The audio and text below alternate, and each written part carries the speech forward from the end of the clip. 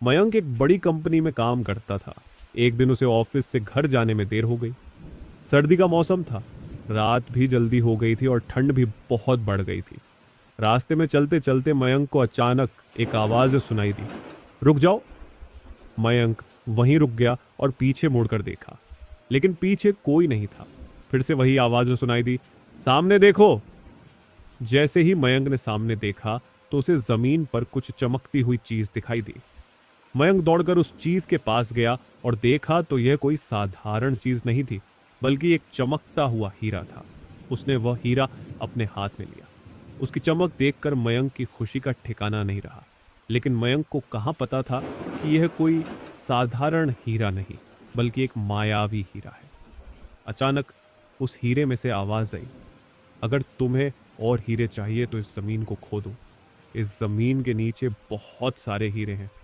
मयंक खुश हो गया। उसने उस हीरे को अपनी जेब में डाला और जमीन खोदना शुरू कर दिया। करीब 2 फीट खोदने के बाद अचानक मयंक डर के मारे चिल्लाने लगा। इससे उसका संतुलन बिगड़ गया और वह जमीन पर गिर पड़ा, क्योंकि उस गड्ढे में से हीरे मोती नहीं, बल्कि किसी इंसान का कटा हुआ सिर मिला। अचानक वह सिर हवा में उड़ने लगा और बोला, डरो मत, मैं तुम्हें कोई नुकसान नहीं पहुंचाऊंगा। मैं तुम्हें बहुत सारे हीरे जवाहरात भी दूंगा। बस मेरी बात ध्यान से सुनो। मैं जहां जाता हूं वहां मेरे पीछे आओ। फिर वह सिर हवा में उड़ा और जंगल की ओर बढ़ने लगा। करीब 1 किलोमीटर चलने के बाद वह सिर रुक गया। मयंक भी रुक गया। फिर उस सिर ने मयंक से कहा, इस जमीन के भीतर बहुत सारे हीरे मोती जवाहरात छुपे हुए हैं। इस जमीन पर खुदाई शुरू करो। मयंक खुश हो गया और उस जमीन को खोदना शुरू कर दिया। खोदते खोदते उस जमीन के नीचे हीरे मोती तो नहीं मिले, बल्कि उस सिर का कटा हुआ धड़ मिला। उस सिर ने कहा, अब तुम्हें एक आखिरी काम करना है, उसके बाद मैं तुम्हें माला माल कर दूंगा। तुम्हें कहीं से भी एक लोटा खून लाना होगा। मयंक ने बोला, एक लोटा खून? पर मैं एक लोटा खून कहां से लाऊंगा? उस सिर ने कहा, चलो मेरे साथ। वह डरावना चेहरा मयंक को साथ लेकर थोड़ी दूर पर गया। वहां उसने एक इंसान को जाते हुए देखा। वह सिर बोला, उस इंसान को मारकर उसका खून ले आओ। मयंक डर गया और बोला, नहीं नहीं, यह मुझसे नहीं होगा, मैं ये नहीं कर सकता। उस सिर ने कहा, अगर तुमने यह काम नहीं किया तो मैं तुम्हें बहुत बड़ी मुसीबत में डाल दूंगा। फिर तुम्हारी पूरी जिंदगी नर्क बन जाएगी। मयंक ने हाथ जोड़कर उससे कहा, मुझे माफ कर दो। अगर मैंने उसे मारा तो मुझे पुलिस गिरफ्तार कर लेगी और मुझे जेल जाना पड़ेगा। उस सिर ने अपनी तंत्र मंत्र की शक्ति से एक छुरी और लोटा प्रकट किया और गुस्से से बोला, अगर तुम मेरा ये काम नहीं करोगे तो मैं तुम्हारे पूरे परिवार को मौत के घाट उतार दूंगा। मयंक ने मजबूरी में आकर उस आदमी को मार डाला और उसका खून लेकर उस सिर के पास गया। वह सिर खून को देखकर बहुत खुश हुआ और बोला, यह खून मेरे शरीर पर डाल दे। उस सिर के कहने पर मयंक ने खून को उसके शरीर पर डाल दिया। फिर कुछ ही देर में वह कटा हुआ सिर उस शरीर पर जुड़ गया। यह सब देखकर मयंक की हालत अब खराब होने लगी।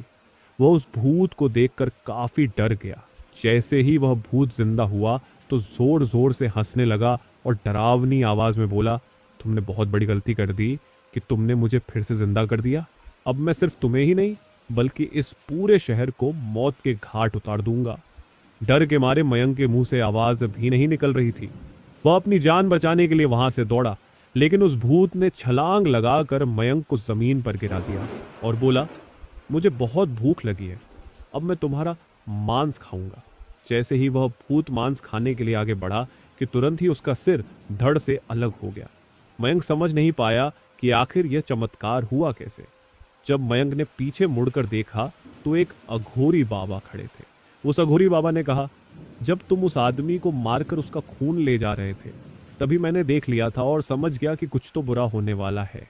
इसीलिए मैं तुम्हारे पीछे पीछे यहां तक चला आया और मैंने अपनी मंत्र की शक्ति से उस भूत को फिर से मार दिया। अब तुम निश्चित होकर अपने घर जाओ। अब तुम पर कोई खतरा नहीं है। आज भी मयंक उस बात को याद करता है तो उसकी रूह तक कांपने लगती है। अगर आपको यह कहानी पसंद आई हो तो कृपया इसे लाइक करें, शेयर करें और हमारे चैनल को सब्सक्राइब करना न भूलें। अब चलिए शुरुआत करते हैं दूसरी कहानी से। एक शांत गांव के किनारे एक पुराना बरगद का पेड़ था। उसकी टेढ़ी मेढ़ी डालियां स्केलेटन आर्म्स जैसी लगती थीं। गांव वाले उसे पिशाच वृक्ष कहते थे और उसकी डरावनी कहानियां सुनाते थे। वे मानते थे कि इस पेड़ में एक आत्मा कैद थी, एक औरत जो कई साल पहले दर्दनाक मौत मरी थी। उनका कहना था कि जो कोई भी रात में इस पेड़ के पास जाता वह श्रापित हो जाता। लेकिन राजेश, जो एक युवा फोटोग्राफर था, इन बातों को अंधविश्वास मानता था। उसे इस पेड़ की रहस्यमयी खूबसूरती बहुत पसंद थी। वह इस पेड़ की तस्वीर खींचकर मशहूर होना चाहता था। गांव वालों की चेतावनी को अनसुना कर उसने पूर्णिमा की रात इस पेड़ के पास रुकने का फैसला किया। जैसे ही रात हुई, राजेश ने अपना कैमरा तैयार किया। हवा भारी लग रही थी और चारों ओर अजीब सी शांति थी। अचानक उसे लगा कि कोई उसे देख रहा है। उसने ध्यान हटाने की कोशिश की और तस्वीरें खींचने लगा। फोटो खींचते समय उसे एक अजीब चीज दिखी। पेड़ के तने से हल्की रोशनी निकल रही थी। पहले तो उसने इसे नजर का धोखा समझा, लेकिन रोशनी तेज होने लगी। जब उसने ध्यान से देखा तो उसे पेड़ के तने में एक औरत का चेहरा दिखाई दिया।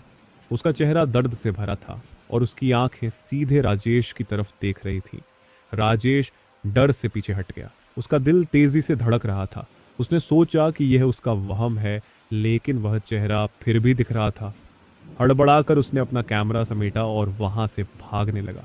तभी राजेश, एक धीमी दर्द भरी आवाज हवा में गूंज उठी। राजेश की सांसें थम गईं। ठंडी हवा में किसी ने उसका हाथ छुआ। उसने झटके से पीछे देखा। वही औरत का चेहरा अब और साफ दिख रहा था। उसकी आंखों में आंसू थे। कृपया मेरी मदद करो, उसने धीरे से कहा। डर के बावजूद राजेश को उस आत्मा पर दया आ गई। मैं कैसे मदद कर सकता हूं? उसने कांपती आवाज में पूछा। मुझे इस पेड़ में कैद कर दिया गया था, औरत बोली। मेरा एक चांदी का लॉकेट था जिस पर मेरे नाम के अक्षर लिखे थे। मेरी मौत की रात किसी ने उसे चुरा लिया था। जब तक वह वापस नहीं मिलेगा, मैं मुक्त नहीं हो सकती। राजेश को गांव की पुरानी कहानियां याद आई। एक अमीर औरत की हत्या इसी पेड़ के पास हुई थी और उसका गहना कभी नहीं मिला था। लॉकेट कहाँ है? राजेश ने पूछा। पुराने मंदिर के कुएं में, औरत ने धीरे से कहा, और गायब हो गई। अगली सुबह राजेश मंदिर के पास उस पुराने कुएं पर पहुंचा। कुआं टूटा फूटा था और लताओं से ढका हुआ था। गांव वालों की मदद से वह कुएं में उतरा। अंदर अंधेरा और ठंड थी। पानी टपकने की हल्की आवाज आ रही थी। राजेश ने घंटों तक खोजबीन की।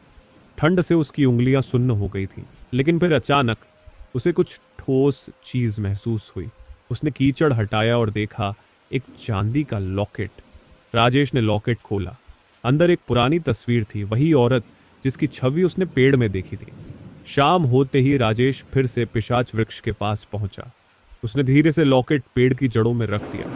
तभी एक हल्की रोशनी फैली और वह औरत फिर से दिखाई दी, लेकिन इस बार उसका चेहरा शांत और प्रसन्न था। धन्यवाद, उसने मुस्कुराकर कहा। तुमने मुझे मुक्त कर दिया। इसके बाद रोशनी बुझ गई और वह हमेशा के लिए चली गई। गांव वालों ने देखा कि उसके बाद से पिशाच वृक्ष कभी डरावना नहीं लगा। अब वह एक डर की जगह नहीं, बल्कि दया और मुक्ति का प्रतीक बन गया था। अगर आपको यह कहानी पसंद आई हो तो कृपया इसे लाइक करें, शेयर करें और हमारे चैनल को सब्सक्राइब करना न भूलें। अब चलिए शुरुआत करते हैं दूसरी कहानी से। पुरानी हवेली तूफान के बोझ से करा रही थी। हर एक हवा का झोंका खिड़कियों को ऐसे खड़खड़ा रहा था जैसे कोई कंकाल की उंगलियां कांच पर दस्तक दे रही हो। बारिश शीशों पर ऐसे बरस रही थी कि चांद की धुंधली रोशनी भी और धुंधली हो गई। अंदर सन्नाटा छाया हुआ था। बस चिमनी में जलती लकड़ियों की चटचटाहट की आवाज आ रही थी। मैं अपनी पुरानी आर्म चेयर में दुबक गया।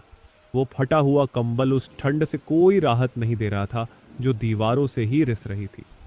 20 साल हो गए थे मैंने इस जगह पर, इस आइलैंड वाले घर में कदम नहीं रखा था। पूरे 20 साल। पर यादें जैसे दिमाग के कोनों में चिपकी हुई परछाइयां मिटने का नाम ही नहीं ले रही थी। वो आज भी उतनी ही साफ थी, उतना ही डरावना एहसास, उतनी ही बेचैनी। शुरुआत जैसे ज्यादातर डरावनी कहानियों की होती है, एक नॉर्मल चीज से हुई थी। दोस्तों के साथ समर ट्रिप, मिडिल स्कूल की बोरिंग जिंदगी से एक हफ्ते की छुट्टी। ग्रेग, जे, मार्क और मैं, चारों अनाड़ी दोस्त एक अजीब से जुड़ाव से बंधे हुए थे और एक दूसरे के साथ होने की चाहत से। ग्रेग के परिवार का कास्को बे के एक दूर आइलैंड पर समर होम था, एक ऐसी जगह जो रहस्यों में लिपटी हुई थी। उसका परिवार, वो अजीब थे। उनकी खामोशी और अजीब सी नजरें एक अजीब सी बेचैनी पैदा करती थी।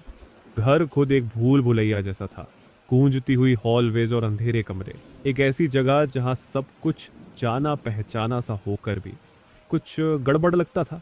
हवा में पास्ट की एक भारी सी फीलिंग थी, जैसे जिंदगी जी गई हो और राज दफन हो। आइलैंड भी जैसे असलियत से अलग थलग था, एक ऐसी जगह जहां नॉर्मल रूल्स नहीं चलते थे। पहले कुछ दिन आराम से निकल गए, बाइक चलाना और टीनेजर्स की बातें, पर एक बेचैनी मेरे अंदर बढ़ रही थी। मेरी गर्दन के पीछे एक अजीब सी झुनझुनी जो शांत ही नहीं हो रही थी। छोटी छोटी चीजें गायब होने लगी। मेरी बार्सिलोना स्नैपबैक, मेरी कलेक्शन का एक पेन, वो छोटी चीजें थीं, पर उनसे एक अजीब सी बेचैनी और बढ़ गई। फिर शुरू हुई फुसफुसाहट। आधी रात को एक धीमी सी आवाज जो दीवारों से ही आ रही लगती थी। मैं बिस्तर पर जम गया, उस अजीब सी आवाज को समझने की कोशिश कर रहा था। फुसफुसाहट चलती रही, एक लगातार परेशान करने वाली प्रेजेंस जो मेरे सपनों में भी आ गई। अगले दिन मैंने मार्क को सेकंड फ्लोर की खिड़की से बाहर झांकते हुए देखा। ये नॉर्मल होता अगर एक डरावनी बात नहीं होती। ग्रेग के घर में सेकंड फ्लोर था ही नहीं। वो नज़ारा पल भर का था, पर उसने मेरे अंदर एक डर की लहर सी दौड़ा दी। उस रात मुझे ये एहसास पीछा ही नहीं छोड़ रहा था कि कोई मुझे देख रहा है। मुझे अपनी आंखों पर किसी की नज़रें महसूस हो रही थी। दिख नहीं रहा था कोई, पर वो एहसास था। डर से परेशान होकर मैंने मार्क का सामान देखना शुरू कर दिया। जो मुझे वहां मिला उसने सब कुछ बदल दिया। मेरी गायब हुई चीजें उसके डफल बैग में रखी हुई थी, और भी कुछ चीजों के साथ जिनसे मुझे डर लग गया। एक नेल क्लिपर, एक टूथब्रश और सबसे डरावनी चीज मेरे अंडरवियर का एक जोड़ा। पर वो नोटबुक थी जिसने मेरी दुनिया ही हिला दी। उसके पन्ने अजीब और गरीब तस्वीरों से भरे हुए थे, राक्षसों, हिंसा और डरावनी चीजों की एक भयानक गैलरी। और फिर मेरी तस्वीरें थी।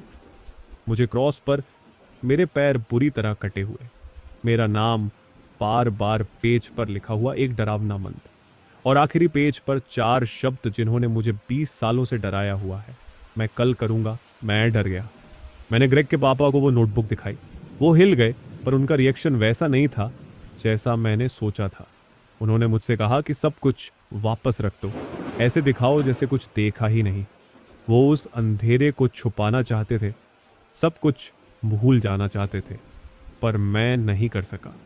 मैंने नोटबुक का एक पन्ना फाड़ लिया, उस डरावने सपने का एक सबूत, और अपने पेरेंट्स को दिखाया। वो गुस्सा हो गए। पुलिस को बुलाया गया। मार्क का परिवार गायब हो गया, पीछे सिर्फ फुसफुसाहटें और अनसुलझे सवाल। वो पेन जो मार्क ने चुराया था कभी नहीं मिला, जब तक पिछले हफ्ते वो एक गुमनाम चिट्ठी के साथ आया, एक डरावने मैसेज के साथ। मुझे सब याद है। अब 20 साल बाद वो यादें फिर से वापस आ गई हैं, और भी ज्यादा ताकतवर। फुसफुसाहट फिर से शुरू हो गई है, सपनों में नहीं, पर मेरे जागते हुए घंटों के शांत कोनों में। मैं इसे सुनता हूँ, मेरी खिड़की के बाहर पत्तों की खड़खड़ाहट में, पुराने घर के चटकने की आवाज में। ये एक धीमी, खतरनाक सी आवाज है, सुनने की हद पर। उस अंधेरे की याद दिलाती है जो असलियत के पीछे छुपा हुआ है। मैंने इसे समझने की कोशिश की, इसे स्ट्रेस, ज्यादा सोचने की वजह बताया, पर अंदर से मैं जानता हूँ ये सच नहीं है। वो पेन, उसका ठंडा मेटल का वजन मेरे हाथ में सबूत है। ये पास्ट से एक कनेक्शन है, उस डर की याद जो मैंने भुलाने की कोशिश की थी। वो चिट्ठी, उसके शब्द मेरी यादों में छपे हुए हैं। एक धमकी, कुछ बुरा होने का वादा। मुझे सब याद है। उसे क्या याद है? क्या उसे मेरी आंखों का डर याद है? वो डर जिसने मुझे जकड़ लिया था? क्या उसे वो चीजें याद हैं जो उसने उस नोटबुक में बनाई थी? वो अंधेरा जो उसकी आत्मा में छुपा था?